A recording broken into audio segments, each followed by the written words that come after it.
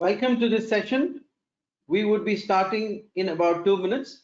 Thank you for joining.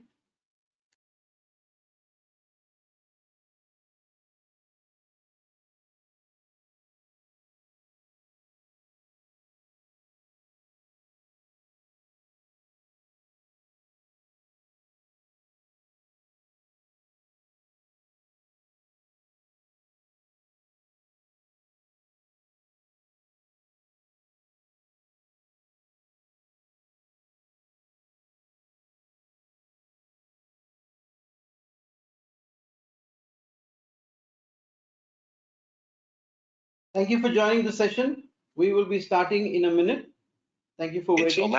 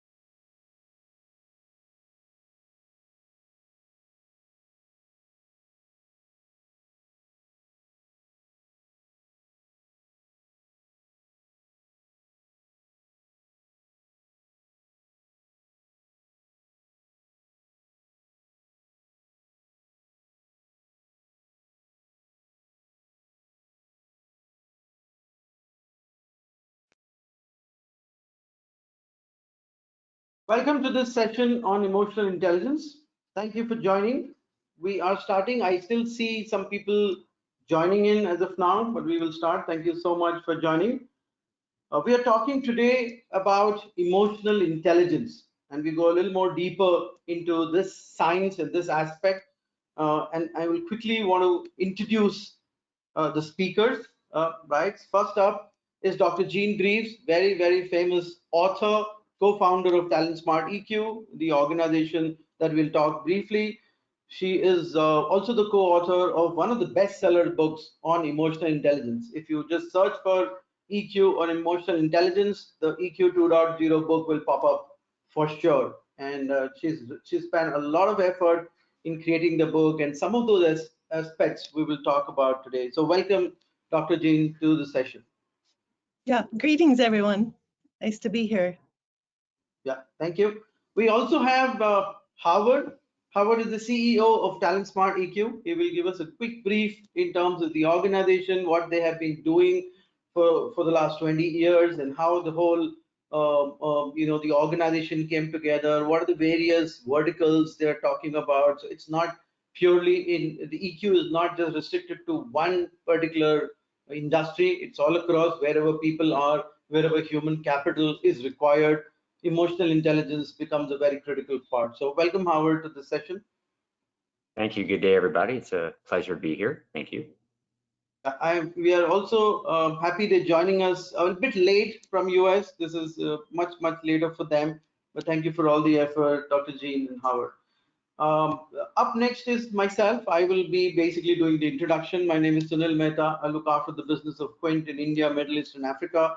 And it is my honor and privilege to welcome Howard and Dr. Jean to this session for a formal launch of EQ related assessments, as well as training programs for India and the surrounding regions. So I'll come back to that. And last but not the least, we have Pankaj. Pankaj is the Chief Strategy Officer for TalSuccess. TalSuccess, I will explain, is a brand of Quint. He will come back to summarize, the whole session towards the end. Welcome, Pankaj, to the session as well. Thank you, Sunil. Good morning to everyone. Yeah. Okay, so now let's quickly dive into a little bit about the organization that we're talking about. Right, TalSuccess. What does it do? What is it all about? And I then hand it over to Howard. So quickly about TalSuccess. It's a brand of Quint Consulting Services. You know Quint for the last 30 years. We are into training and consulting. Initially, we were mostly in the best practice area, you know, ITIL and Six Sigma and Lean and Agile and DevOps and TOGAFs. And then we moved into technology. And also we are now going one step back, actually, into human capital and how the human capital really works together with the best practice in technology for creating value for the clients and also for the organization. So we've been basically, doing this for the last 30 years, 16 years in India. But I'll talk a little bit about the human capital. How did we want to get into that, and why do you want to get into that, and what's the value it really adds? But before that, I like to also bring some of the innovative and insightful collaboration that we are bringing to India and the region. First up is Talent Smart EQ. It's about emotional intelligence assessments and related improvements, training programs around that, coaching around that. So the full end-to-end transformation on talent. Omnia is more specific about behavioral part. That's also, obviously very important. Has been there for quite some time, been ignored in most of the cases. So how does behavioral works towards the betterment of performance of the individual and organization, and similarly how emotional intelligence really supports the organization as well as the individual goals. Then we have Pontifact Group, which is more into leadership, how you put all the human capital aspects together along with the knowledge and ensure leadership traits in an organization or in an individual. So we're going to talk a little bit about that later. We did Omnia about a couple of weeks back. Some of you were present during that session as well. This session is more dedicated on the emotional quotient, the emotional intelligence component. Richardson is about sales. How do you ensure you have the right emotional traits for the right sales profile that you're looking at? So we're going to talk a little bit about that. And then in the end is ROI. ROI is about putting the impact together. So you spend a lot of effort in recruiting people, training people, developing people, putting them on the job. But all that effort, what is the real impact that it has created? Has it created better performance for the customer? It has created tangible value, which is quantifiable. It has created more revenue. Yeah, it has created less, rollout or more retention, etc., etc., etc. We're going to talk about that a bit later as well, but not today. Yeah, more or less what we're looking at, the full flow of talent transformation, including finding out the base core areas, which is through assessments, then obviously workshops to train them, then there are one-on-one and group coaching sessions, and in the end there are obviously impact workshops to figure out what has been the change that has happened. And all we are trying to do is 3 areas, and those are very critical areas, is leading self, right, which is yourself. How do you manage yourself and lead yourself? Then leading teams. How do you work together with people in teams? And I think in the remote environment, this has become very critical. And obviously, in the end, how do you ensure into leading organization and making them high-performing organizations? Yeah. And all we're also talking about from the overall perspective, which is mostly revenue generating, is the creating opportunity phase, the winning opportunity phase, the growing opportunity phase, and also obviously managing the entire sales process. And what you see is the bottom is why Tal Success came into existence, which is basically for talent transformation for business success, right? So how do you transform your talent, not just behaviorally, not just emotional intelligence based, but also the entire paradigm that is required for that development. Moving on, I'll quickly give you some dates which are critical. 92 is when we were born in Netherlands. So we are completing our 30 years this November. So it'll be a big milestone. 2004 is when we started India. So we have almost 16, 17-year journey already in India. And 2013, we introduced a division called Quint Colors. Our idea was to do human capital, behavioral skills, emotional skills at that point in time, but mostly in gamification. Yeah, we didn't, and most of our projects, this was kind of bundled in, but only now in 2021, we kind of have a big vertical and big focus on the emotional side, on the behavioral side, on the human capital side of the talent either you're getting it new acquired or you are developing your existing talent. So how does it work together? And basically it's the right people for the right profile, right? And if you do that fitment, half your troubles and of performance and motivation and all that is already gone. This is my last slide. Here I'm basically talking about the other best practices we do. Just to get you an idea, is that since we were missing human capital, we were facing some issues in implementing some of these best practices, right? When I'm implementing change management, I'm facing a lot of resistance. When I'm doing an ITIL rollout, I'm facing a lot of resistance. When I'm doing an agile rollout, I'm facing resistance with people, right? So how do I manage that management of change part? Is also through understanding what works for them, what are their trigger points. And if we really know those trigger points of my team, then I can give them those roles, which kind of keeps them very, very excited for the entire journey of the project life cycle. Yeah, similarly, for whether we are doing a blockchain project or we're doing a DevOps project, again, wherever I'm using resources, it becomes more and more critical. And as we go to the emerging areas, it is little vague there. It's no structure there. Yeah, we don't have structured, setups in IoTs. It can go pretty much anywhere. Again, how are we ready to accept those unpredictable, I would say, outcomes and going back again and again and trying new things till it succeeds? It has a very, very critical role on the way my mind is structured, the way my attitude is enabled, and the way my emotional intelligence is enabled. And we're going to talk about that today. So with that brief introduction about TAL Success and about Quint, I'd like to quickly introduce Harvard. We've been working with Harvard for almost 1 year to bring these talent assessments and the training programs and the coaching programs for our customers in India and Middle East and Africa. And I'm happy that one last year's effort has really borne fruit, and now we are launching these programs, and we're going to explain how it is critical for us. So thank you so much, Howard, for all your efforts, for all the night calls that we did. He's the CEO of Talent Smart EQ, and he will give a quick introduction about Talent Smart EQ. Over to you, Howard. Great. Thank you, Sunil. And we are very excited. It's been a while in planning, and we kind of look at this as the opportunity to launch the partnership with TAL Success. So we're excited to do that. And I thought I would just take a few minutes. We're excited to have Dr. Jean Greaves here with us, and she is going to be kind of our keynote speaker and really share so much of the science behind emotional intelligence. A lot of people know what it is, and a lot of people don't know the details of the impact it can have, not only on our daily lives, but also on the performance in the workplace. So we'll move on to Jean in a moment, and I thought I would at least share a little bit about Talent Smart as an organization and kind of how we came into being. It's not a new business. We're, I would say, a small and scrappy business, but we've been around since around 1996. It was founded by Jean Greaves.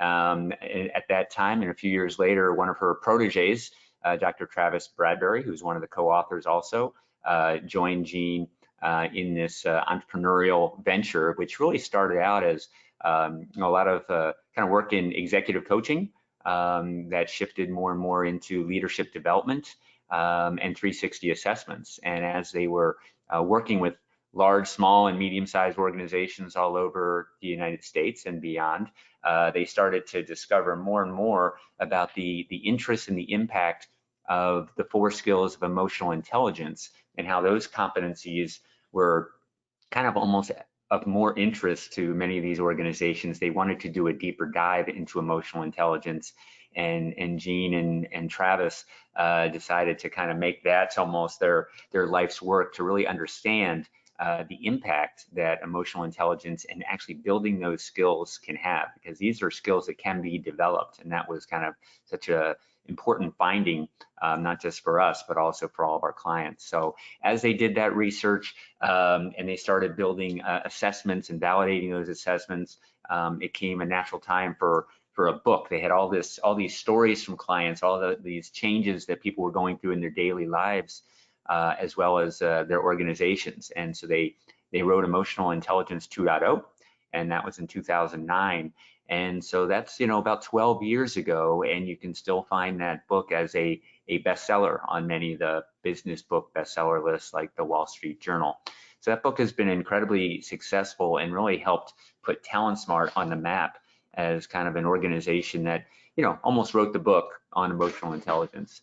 And then, when that book became incredibly successful, companies became more and more interested in getting trained, not just reading a book, but actually working on, getting assessed, and then developing those skills, being coached.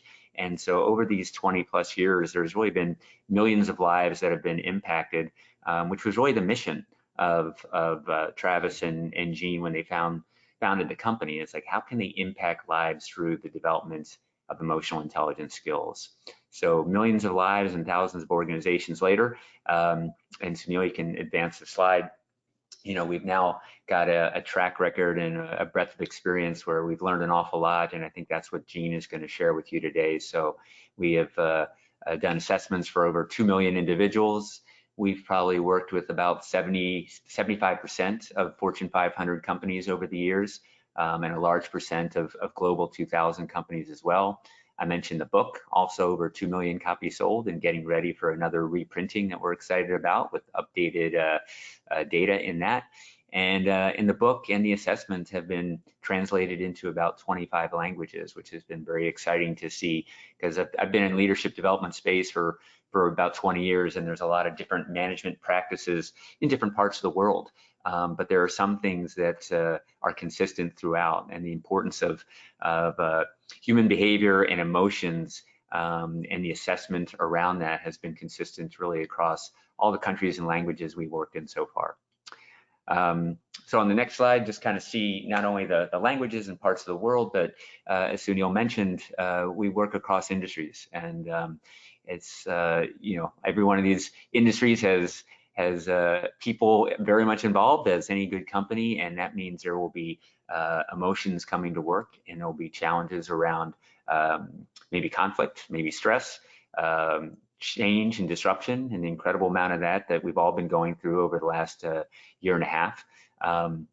So industries, we work very closely in consumer goods, we work in education, financial services, healthcare, pharmaceutical. It's been interesting to me to see the strong interest even with our military clients. Some of our largest clients come from the military branches, where you might think, well, maybe emotions are not something they're going to focus on and train, but in those high stress environments like the military, we've actually had even a broader impact, because they've realized not only how important it is to kind of understand your triggers and understand yourself and others in the workplace, but also how that impacts your relationships at home. And so that's been a very interesting vertical for us too. So all types of companies and industries, and certainly functions as well. So you might think that a lot of times emotional intelligence maybe it's just for the leaders, or maybe it's in for functions that have high touch with clients, like customer service and sales. Yet we've been very pleased that a lot of our clients are maybe coming from R&D functions. They might be scientists. They might be marketing operations folks. Obviously, all of them, struggling with challenges of collaboration and productivity and conflict. So really, this can be very helpful almost any role you're playing in an organization or any function. And again, as many of you probably know, a lot of the initial budget dollars from many organizations go to develop leaders first and executives. And what we have found is those organizations that really maximize the impact of an initiative around emotional intelligence try to share that across all parts of the organization, including individual contributors, sometimes in the onboarding part of a new employee, so just to give them some exposure in a common language so they understand what self-awareness is and social awareness. So all those have been great experiences for us as we launch over 2 million assessments. We really have some very good demographic data across functions and industries. And then I think I've got maybe one final slide, which is really about, given all that about emotional intelligence and kind of where it works, what is it that makes TalentSmart maybe a little bit unique in its approach? And I think these are three of the kind of major buckets that we refer to, because it's very difficult to do all these things at once. It's one thing to have a powerful assessment that's maybe very sophisticated, complex, cover all kinds of competencies, but is it practical? Is it actionable? Can people understand it? And I think the dream of Gene was to really make emotional intelligence, as complex as it can be, how do you make it understandable for the very busy, business professional? How do you make it actionable so that somebody can walk away from an assessment and ideally maybe some coaching or a training program and feel like that day they can start working on some of their skills? And as she'll show you, maybe a certain number of months later, demonstrate that those skills and their emotional intelligence have actually improved, and is leading to better relationships and certainly better performance at work. So that's a bit about emotional intelligence and TalentSmart's approach to it, a very data-driven approach, an assessment-driven approach, and now one that has training and coaching options as well. So with that, why don't I turn it over to Dr. Gene Greaves. Gene has been an incredible mentor to our entire organization and to our clients and to me personally. I learn a lot every time I listen to her, and she can share so much of the science and the practical application and even a client case study or two that she's worked, personally with, to give you a sense of the impact of emotional intelligence and how it works and why it works. So with that, I'd like to welcome Dr. Gene Greaves. Okay, I'm going to show my screen and we'll just continue forward together. I'm very pleased to be here talking with all of you and appreciate your curiosity about this topic. So I've decided that what I'd like to do is really catch you up on the key points. If you're new to this subject matter, that you will understand what has been going on in the field over these last 20-25 years. But let's make it relevant to the organizational challenges that are important to all of you. And I thought maybe to begin with, we could all get to know each other a little bit. So I wanted to start with a poll just to ask you about the role in the organization that you have. That way we all understand who's here together today. So if a poll comes up, what I'd like to know is what role you have in the organization where you work now. And yeah, let's go ahead and start with that poll. Yeah, let us know if you're part of HR, leadership development, sales and marketing, IT, operations and support, or another function. And we'll just give it a couple of minutes.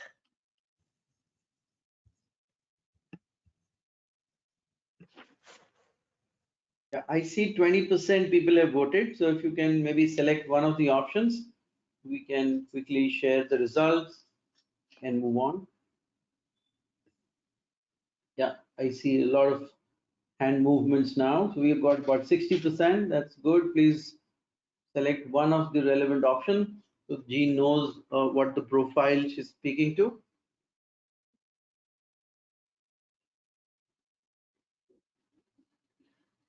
Okay, you've got 10 more seconds left, please.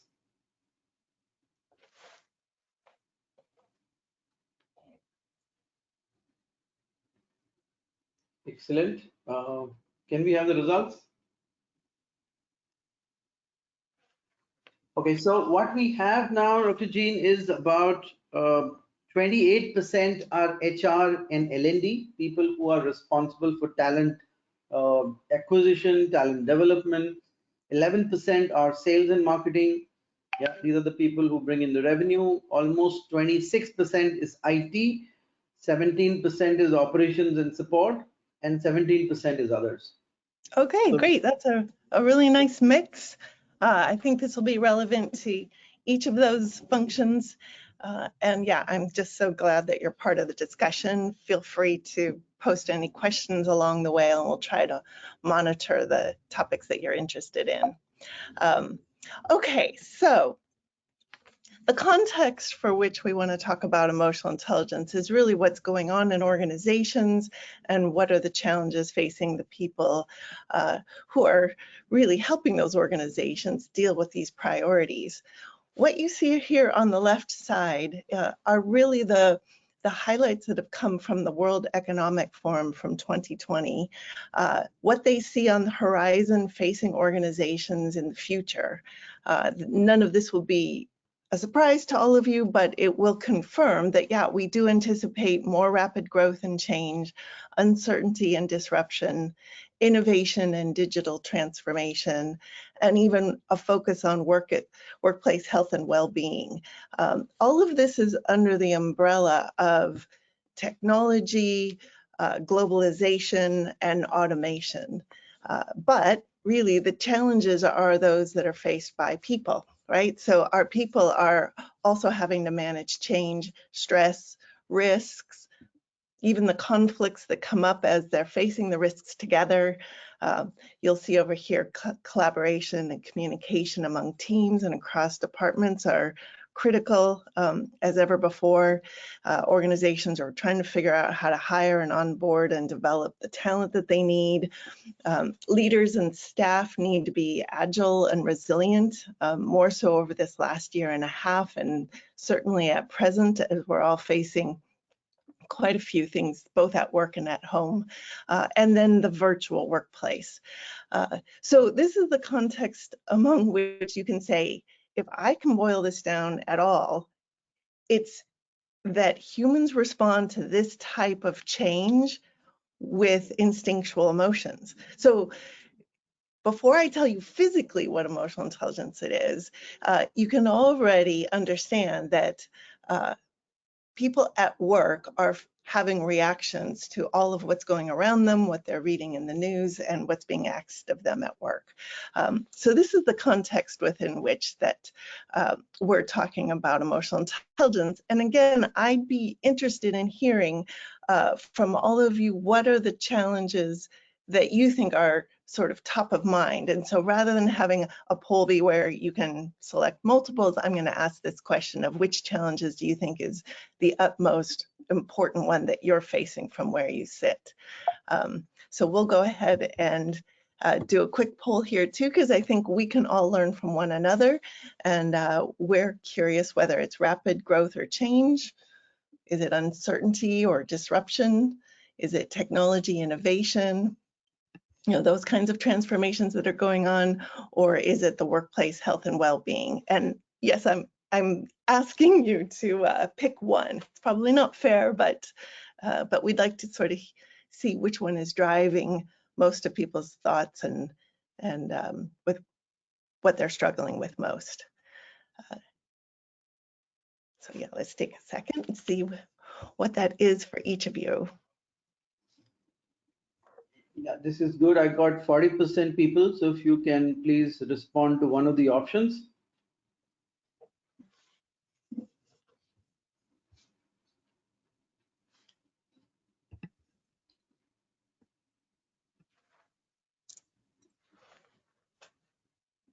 Okay, we've got about 10 more seconds. I see 70% people responded.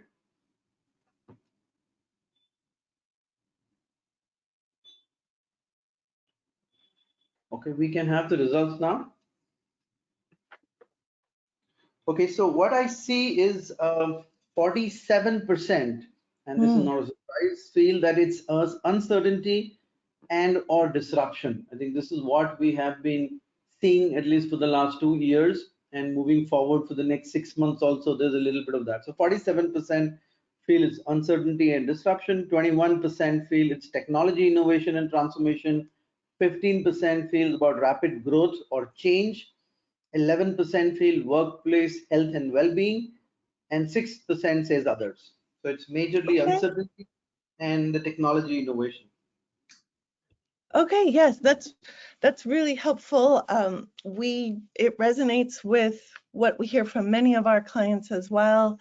Uncertainty and disruption is definitely grabbing the attention of so many people who are heading into a workday that's busy with quite a few priorities. So I thought I would start with my overall bold statement here that this is really the conclusion of this discussion, that EQ skills do cultivate the people competencies that will help your organizations overcome all those challenges that were mentioned and to achieve your desired goals. Now, it might seem like the type of statement that's wildly broad, but I'm going to walk you through how you get to that conclusion here, both with two things that I think are important to share visually. One is that in the 1990s, when this concept of emotional intelligence first surfaced, there were two things that researchers around the world were looking at. One was through looking at high performers, what really differentiated those performers from those who are average or to low performance. And this is really how the term emotional intelligence got coined, and that is that regardless of what people know, regardless of their education, and regardless of their skills and training, there was this something extra that was really differentiating the high performers. And the reason for this is that as you move through an education process and you have students who succeed in their coursework, and as they acquire degrees from high school or from college and university, those degrees are beginning to level the playing field. So someone who is entering the workplace now has a degree, and they are now going through a selection process from your organization to say, with your experience and with your degree, we're going to go ahead and select these individuals over those that aren't being invited into our organization. So those who have been hired have gone through a filtering process to the point at which the differentiation among skill level and what people bring to the table is starting to narrow. And what differentiates them for performance for your organization is starting to become more and more important about who they are, how they conduct themselves, and how they're able to interact with those around them. So you'll see over here on the tree, we've identified for you the 4 components of emotional intelligence down at the roots. And these types of soft skills that help differentiate these high performers. So you may have someone who's, the head of a research lab and, brilliant, really well skilled and experienced, but their ability to land funding and their ability to recruit top talent and their ability to inspire and motivate the performance of the people who work under them begin to help them differentiate than the other brilliant person who's at the head of their department. This is where these soft skills become incredibly important. And your organizations are likely identifying a list of those that are tied to your business plans and your business priorities. We don't get into the business of saying what should be in that list of soft competencies. What we want to share with you is that the people who are working for you are ultimately human. Their brains are wired very similarly. And what you want to do is be able to mobilize their ability to focus on the soft skills that matter in your business plans. So when someone has the ability to be aware of when their emotions are taking over, they have the ability to manage them in the moment and over time. They can read other people and understand when they should speak up and when they shouldn't, when they're able to invest in the relationships that they're required to interact with as they do their work together. Those are really the nutrients that help grow these other soft skills. And that is in part what we mean by emotional intelligence. So let me get more specific and walk you through what I mean by that by definition. So emotional intelligence, in what it is not, I'd like to differentiate IQ and personality. Those are the 2 most common questions we get. Isn't EQ just part of your IQ?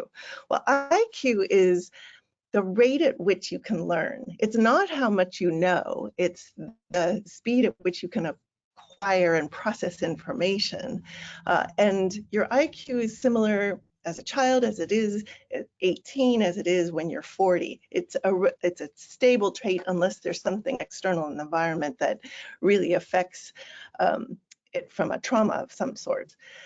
Personality is similar. It's a style or a stable pattern of how you interact with the world.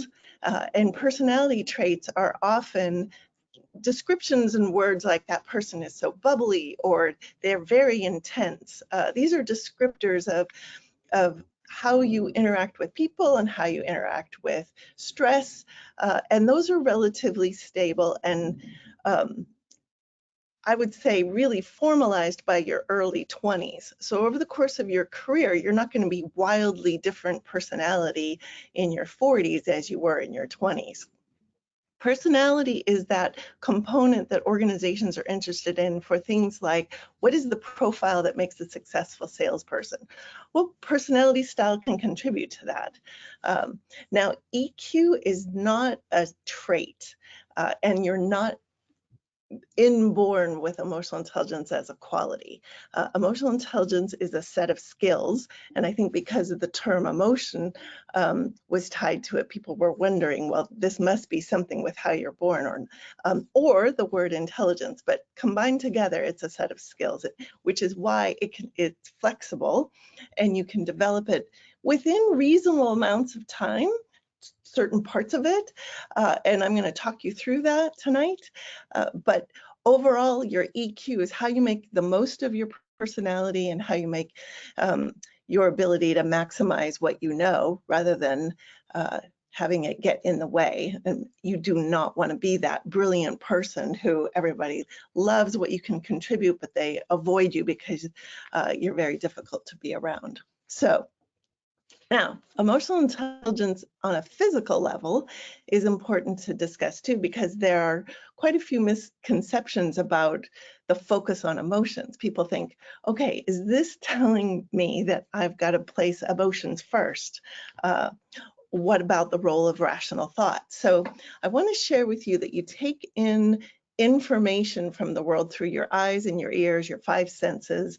For the most part at work, you're using your auditory and visual senses unless you're in a unique kind of job where you're using taste, touch, or smell.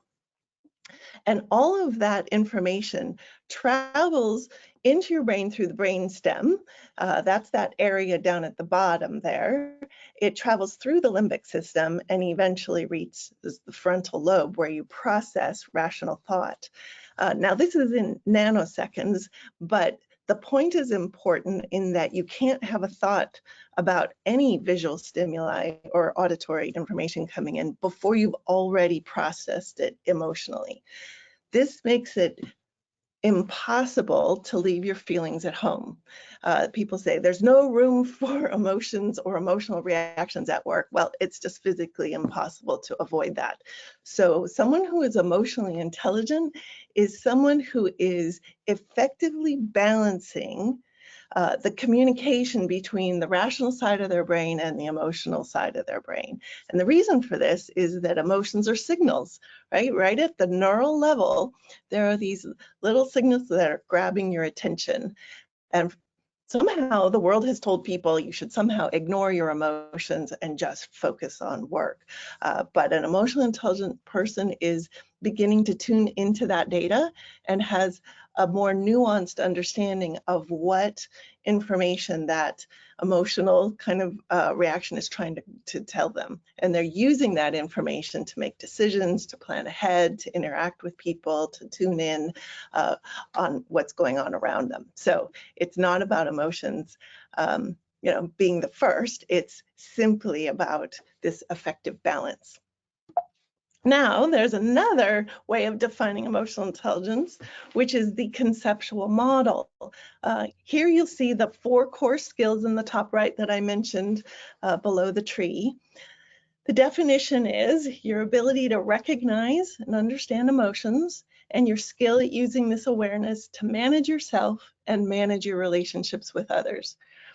What we find is so important to a person and to the organization who hires them is EQ skills place accountability for both personal and social competence squarely on the shoulders of the individual.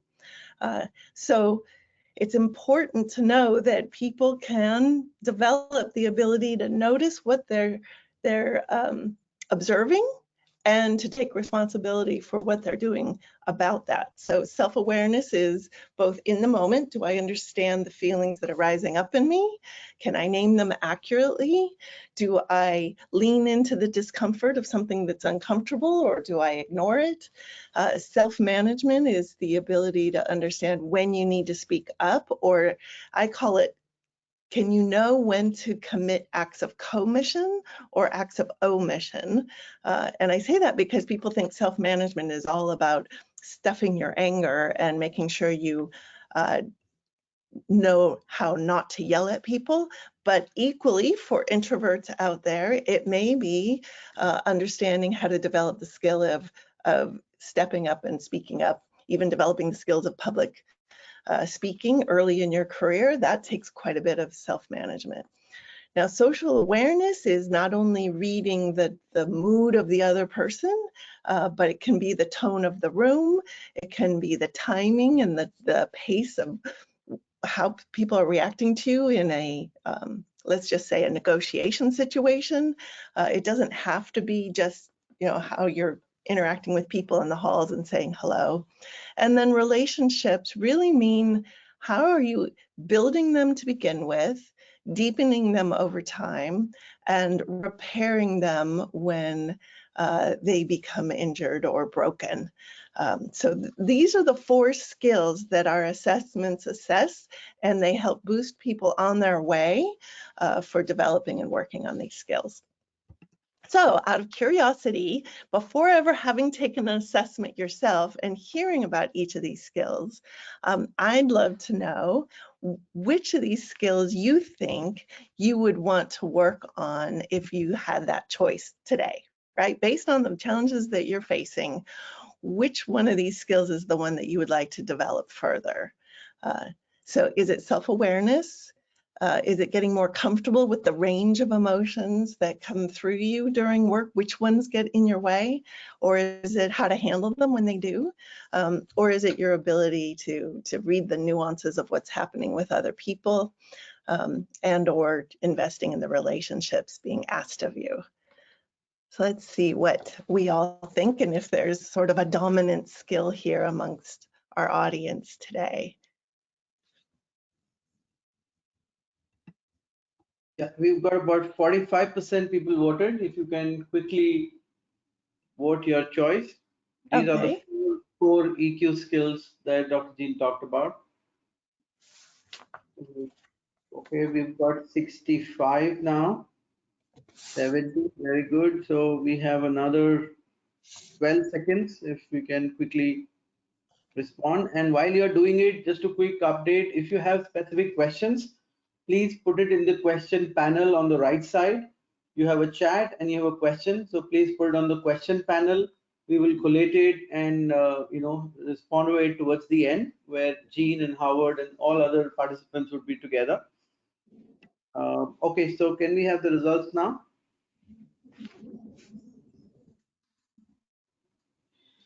Okay, it's a mixed bag. 41% Jean says self-management. So how to manage self. 33% says relationship management. 18% says self-awareness, and 8% says social awareness. Okay, yeah. Well, really, what you're selecting there is what you're saying and doing or not saying and doing when you should have. Those are really how other people experience you. So in some respects, self-management and relationship management are also a manifestation of your ability to be self-aware and socially aware. So I think I would choose those myself as well. Okay, let me now catch you up on how emotional intelligence connects to the outcomes that are important to you. So you have these 4 skills, and when someone is working on their self-awareness and self-management, they're better able to handle things like change management or managing conflict, flexibility. When you see that, think of it as kind of a Rolodex. If you were to turn that wheel, there's any number of competencies, whether they're leadership competencies or even the values and behaviors you expect of employees at all levels in your organization. the ability to focus, that requires quite a bit of self-awareness and self-management. As we've all known this year, we have been stretched with stress, with the capacity of Zoom fatigue, with worry for our family and friends. So the ability to focus really gets tested in a year like this. And the more people are aware of when they're trying to go, they've forgotten to eat lunch, now it's 2 or 3 in the afternoon, there are things that you need to attend to and almost practice a type of self-care in order to be able to continue to focus. So it's those kinds of subtleties that will really make a difference. And high-performing organizations are those that are enabling their people to invest in the practice of these skills.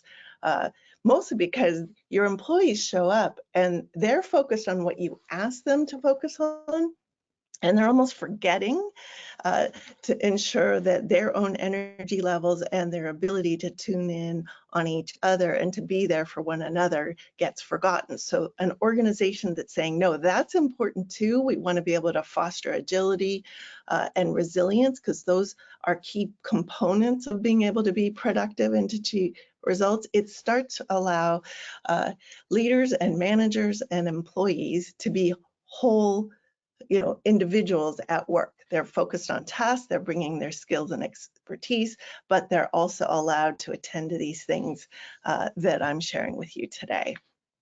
So I want to share now the results of the research, because that drives how we develop the interventions to help you develop your staff and their EQ skills. So people have been looking at this for over 25 years now, and I just want to highlight some key findings that are repeated over and over and over again in the research. And finding number 1 is that moods matter at work. And the reason they matter is that they are an open system in your body. I'll give you an example of a closed system. A closed system is your circulation. You don't tell your circulation to move around your body. It's just happening. It's entirely able to contain itself and do its thing without you attending to it. But an open system interacts with stimuli in the world, and that is our emotions, right? So moods matter. My mood would affect your mood, and your mood will affect my mood. And what you see here is what people say when they are surveyed and asked what impact does a hostile reaction or on-the-job rudeness have on their ability to perform at work. These are responses across levels of over 1,000 people in the workplace, and you'll see that with performance declining, lost work time, people avoid the offender. We all know that one. Even commitment to the organization, and 12% of people will say, yes, I have resigned from a job due to experiencing sort of negative emotions on a continual basis at work. So that's one of the costs of these moods that spread in the workplace. There's another one that's even more important that I want you to be aware of, and that is that it's called leader-follower contagion. And that is that the moods of leaders are experienced by followers at a higher volume than the moods and emotions of peer-to-peer relationships. So when leaders have the skill to be able to regulate how they feel, according to the situation or what's expected of them for their staff, when they're sensitive to their staff's needs and emotions, when they can create this positive emotional climate for employees to focus and feel good about the work that they're doing, and empathize during stressful situations, you'll get higher performance from the staff that follow those leaders, both in terms of dealing with stress. Stress gets manifested at the workplace by calling out sick, or other kinds of safety accidents in the workplace, higher job satisfaction, and better work performance. So that's one of the things I wanted you to be aware of, because we often know that we've got a a bad mood, but leaders don't have the freedom to just spread that bad mood around the office without affecting everyone else. Okay, finding number 2, this is the big question, was could EQ skills be trained? And we now have a real good sense of what the answer to this question is. So on the left side in this yellow box, I'm sharing with you what's called a meta-analysis, and that's the type of research study that collects all of the other research studies that have looked at this specific questions, and then they run that data collectively across the 56 and 26 control group and pre-post studies that you see here. So that's over 4,200 or so participants and learners. None of these studies included any undergrad students that were getting university credit to be in a research lab. This was all out in people who are taking actual workshops. And their overall finding is yes, that emotional intelligence training does boost EQ scores in pre and post studies, as well as in comparison of groups who got the training and compared to those groups who did not. So that's reassuring to us as an organization that's in this business. I also wanted to share what we find at TalentSmart. We've had our assessments since the early 2000s. There's well over millions of responses in our databases. We've had over 26 databases over the years. And what you see is the overall average increase in a test-retest scenario when someone first takes their baseline EQ score, works on their EQ for months, and then is able to retest it again later. And you might be interested in, well, what's the average number of months? And in this particular case, it's at around the 6 to 9 month mark. Now that's a significant increase because we also find that the differences between generations, about every 10 years, people in their 20s, yes, they do have a somewhat lower EQ score than people in their 30s or 40s or 50s. And those kinds of natural increases that come from job experience and life experience maturing over decades is about 2 or 3 points every decade. But if you make concerted practice within a period of time, within a year, you can almost leapfrog 10 years, 10, 15 years of progress that you might have naturally had you never attended to this. That can be a significant competitive advantage for an organization. Okay, now, finding number 3 is, you might say, do 100% of people always increase and always increase at 7 points? The answer is no, but predominantly most people do. And when they don't, we see about 17% of people see a decrease between their test and retest. And we've had quite a bit of time to kind of think this through and talk with people. What we hear from some people who get a decrease is they had no idea what emotional intelligence was about. When they got into practicing, they started to realize how hard it is to be truly self-aware or to self-manage at a high level. And then the second time when they take the assessment, they're almost holding themselves to a higher standard and rating themselves lower. So that can contribute to the one type of decrease. The other type of decrease is that EQ skills can fluctuate based on what you're facing in life. So you might have smooth sailing for several years, but if things get difficult in life, as it has been in the world for all of us, not only is work difficult, but health can be difficult and worry for family can be difficult. And if those worries get intense enough, you may not have the ability to self-manage as well as you did a year ago. So now you're having to work at it a little bit harder. So once in a while, right, you can have it dip, but the minute you get back to practicing, that increase can start again. We sort of compare this to riding a bike. The minute you take the foot off the pedal, your bike begins to slow and it could stop. You may even start to go backwards, but getting back and pedaling again, you make good progress. So that's the reassuring news about emotional intelligence is yeah, you use it and you can kind of polish it over the years. And I want people to think of it as sort of a lifetime journey. Even for those people who get a high score in EQ, we tell them that their job is the most important of all, which is to model EQ skills and help others and mentor them. Okay, so now what does this mean for your organization? At TalentSmart EQ, we have a series of solutions for very specific reasons. We have assessments, group learning, training programs, whether they're virtual or in person. And they're centered around both individual development of EQ, team development of the EQ of a team, and how to hire for EQ skills. And then coaching is a one-on-one scenario for when that makes most sense. So those kind of interventions really do make progress on these people competencies. And those people competencies help your staff and leaders maximize performance in the areas of things like planning for succession, or you may want to prepare your high potentials. That would be a reason to invest in EQ. Or you may want to say, hey, we've just hired, as we onboard people, we want them to understand that this is a culture and an organization that values the whole person. And so EQ is part of your new hire process, right?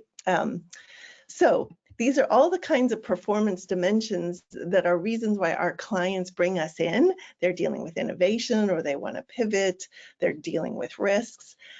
And this sort of process of identifying the right proportion of assessments and programs and coachings to be able to meet those objectives are the conversations that Tal Success would be having with you.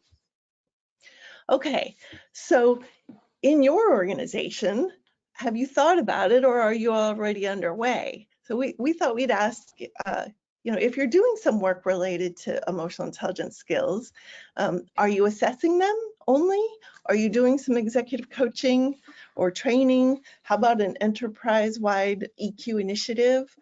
Or EQ is not yet our current focus? We thought we'd ask this question because emotional intelligence, as you're answering this poll, it turns out it's been identified in India as the skill number 7 in the emerging important skills that were identified by that World Economic Forum. They have a future of jobs report, and among the top 15 emerging skills that will be critical over the next 5 years, emotional intelligence turned out to be skill number 7 in India. So we were interested in seeing how actively organizations have begun investing in this. Okay, we've got 60% people who've put in their options. Please Okay. do so. We still have about 20 Your more phone seconds. has no data connection, so I can't help. Yeah, maybe 10 more seconds, please, if you can quickly vote. We still have some Okay. more people.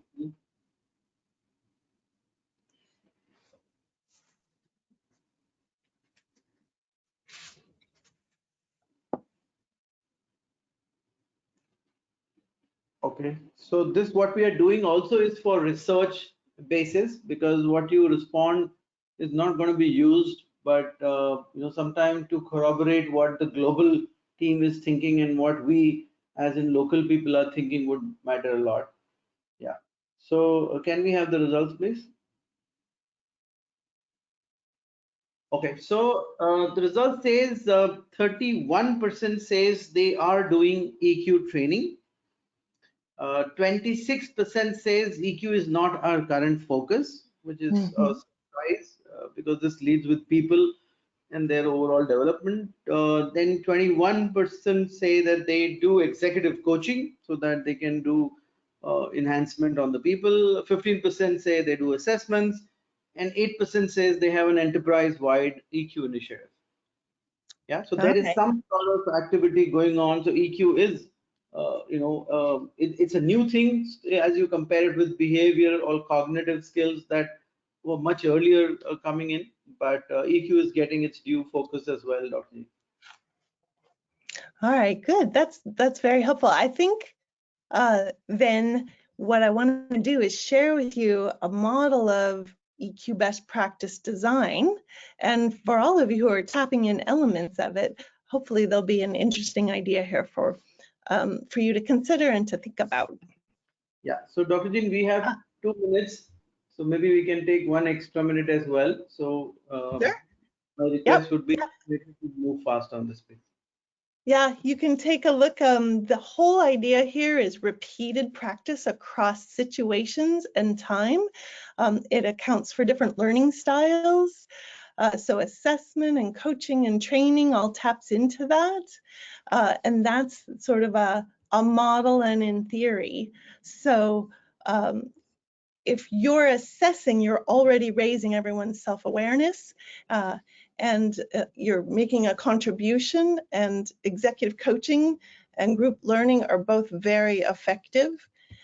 And I'll just end with an example of one of our client projects. You can see that it's has this repeated practice over time, and what they were addressing was how to help people be more innovative and take more risks rather than manage them, and how to plan for succession. But we want to get to your questions, so I'll maybe just check in with you, Sunil. Do you want to go ahead and move to those now? Yes, yes. So so there were a couple of very good questions. There are much more questions as well. So one of the questions says that how do we assess people when we are recruiting them? So do we have a model on that? Well, yes, this is going to be an interesting answer to that question. We know that past behavior predicts future performance. So structural behavioral interview questions are really quite effective so that you can get the richness of information about how a particular sort of reasoning and why a particular reaction or a decision was made. Now, in the world of assessments, you have self-report and you have 360 assessments. Self-report in a hiring situation does get affected by self-report bias. So it's a bit more difficult to really zero in on low EQ because people are motivated to present their best self. And so that's why we actually recommend these structural behavioral interview questions for hiring, not necessarily a self-report assessment. Okay, there was one more question related to this. One was this: are there any prerequisites before anybody takes an assessment, or they can just take? No, there are no prerequisites other than, and we put this in our assessment, the instructions are simply for someone to attempt to be realistic and to think across their behavior over recent periods of time, but they don't have to learn anything, they don't have to prepare, and they don't have to finish a course. It's literally the more you jump in and just think back to recent situations, and by recent I mean by the last 3 months or so. Okay, I have a situational question here, Jean, quickly. So it talks about a person says, there are some times when I'm not in the proper frame of mind, and there's so much going on because of uncertainty and stuff, and then there are, and I kind of snap at one of my colleagues. So, and this is happening quite often, is what the person says. It says how to handle this kind of situation when you conclude that they were right. So you still snapped at them, but then realized at the end that what the person said was right. How do you handle this situation, and what do you do, and how do you improve? Yes, okay. So there's 2 answers. One is what to do afterward, right? It's already the act has already occurred. And in those moments, the minute you realize it, you can say, wow, I just snapped at you. I am so sorry. Let me tell you, I'm having a really rough day. When you can name what is happening to you, I'll tell you what happens to the other person. Or, like, without doing that extra step of saying, I'm having a rough day, I'm really sorry about the impact. Don't let my emotion kind of, linger with you the rest of the day, that person is freed of absorbing that negativity. Remember I told you about how emotions are contagious. Snapping at someone or even, kind of ignoring them, they absorb that over time and they then have to kind of get that out of their system as well. So sometimes you can't prevent it, but the minute it happens, you can acknowledge it and own it. And the minute you own it, it's not theirs anymore. It was just yours and they can allow it to kind of roll off their back. In order to prevent it, especially under this continued relentless stress, is to find opportunities to have small periods of rest. I don't mean sleep, but to rest your mind. And that might mean just finding these moments of deep breaths, right?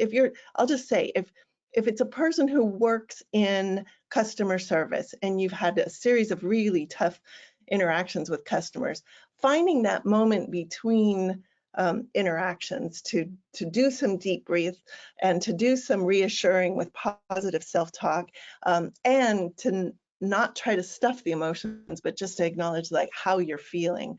For someone in healthcare, it might mean literally taking an extra 60 seconds before opening the door to go meet with the next family or the next patient, and to just clear your mind of sort of the most recent worries and thoughts and just get into a present moment. These are all small little adjustments you're doing throughout the day.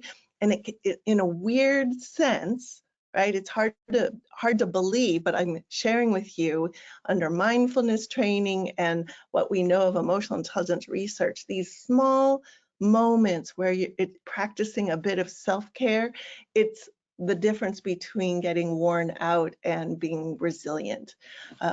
So I hope that's helpful in the moment, because you don't have a lot of time to think through, I've got to stop feeling worried and stressed.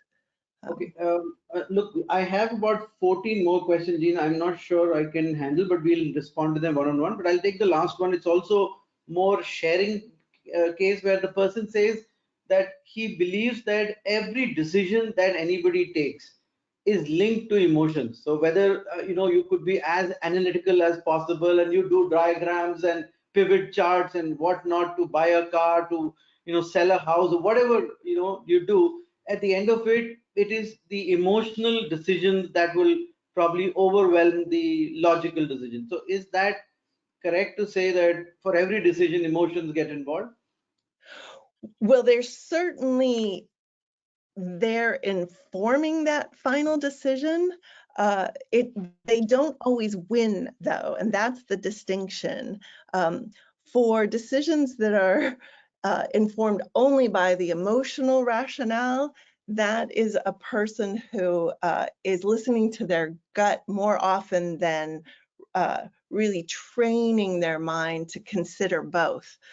One of the strategies in our book is to take the time to sort of think, what are my emotions telling me about this decision I'm making, and what are my rational pros and cons, and look at that list together, and sit on it and decide, well, which one should I be listening to more? You don't always have to have it be equally balanced, but you should consider both inputs.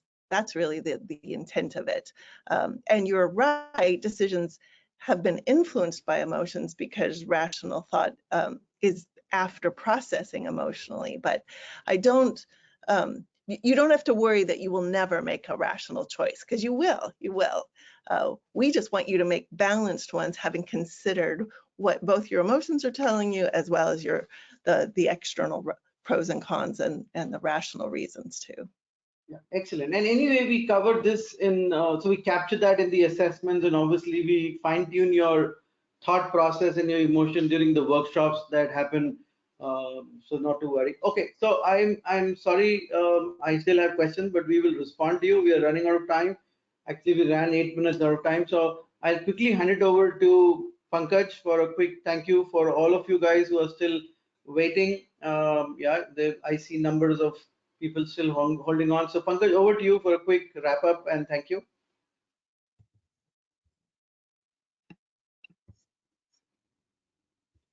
Okay, I don't see Pankaj is muted right now. So let me just say thank you so much for joining this session. Thank you, Dr. Jean, You are a Yes. celebrity, spend so much of effort, so much of time in research. So thank you for putting all your thoughts together. It was an honor to listen to you and the thoughts. Thank you, Howard, for your time also, and bringing these assessments and also the entire coaching as well as the workshops to India through Quint and TAL Success. And thank you, Pankaj, for organizing it. I'd like to thank the marketing teams also. A lot of work has gone in making this possible. I know it's very late for you guys. It's post, I think, 10:30 p.m. Thank you for that special session. So thank you so much. All of you will be anyway. We shared the recording of the session. I saw a lot of people sending notes saying, would we get the slides? So you won't get the slides, but you can have a look at the slides. The best part is Dr. Jean would be, also having the voiceover on those slides to add the cherry on the top, and you can go over it over and again. Thank you so much, and thank you, and have a great evening to you and a day to the India team. Thank you. Bye bye. Thank you, everyone.